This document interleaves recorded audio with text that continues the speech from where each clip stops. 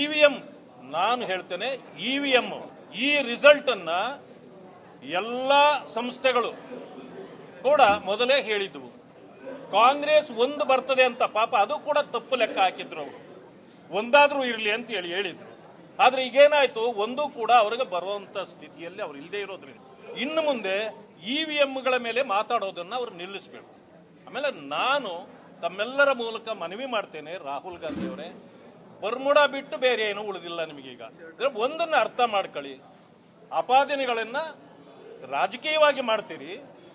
ನೀವು ಈಗಲೂ ಕೂಡ ಇವಿಎಂಗಳ ಮೇಲೆ ಅನುಮಾನವನ್ನ ವ್ಯಕ್ತಪಡಿಸ್ತಾನೇ ಬಂದಿದ್ದೀರಿ. ಕಳೆದ ಇವತ್ತು ಅರ್ಥ ಮಾಡ್ಕೊಳ್ಳಿ, ಯಾವ ಸಂಸ್ಥೆಗಳು ಕೂಡ ಈ ರಿಸಲ್ಟ್ಗಿಂತ ನಿಮ್ಮದು ಹೆಚ್ಚಿಗೆ ಬರ್ತದಂತ ಹೇಳೇ ಇರಲಿಲ್ಲ. ಅದು ಸಾಬೀತಾಗಿದ್ದರಿಂದ ಇದನ್ನ ಇನ್ನು ಮುಂದೆ ನೀವೇನಾದ್ರೂ ಹೇಳಿದ್ರೆ ನೀವು ಈ ದೇಶದಲ್ಲಿ ಅಪಮಾನಕ್ಕೆ ಈಡಾಗ್ತೀರಿ.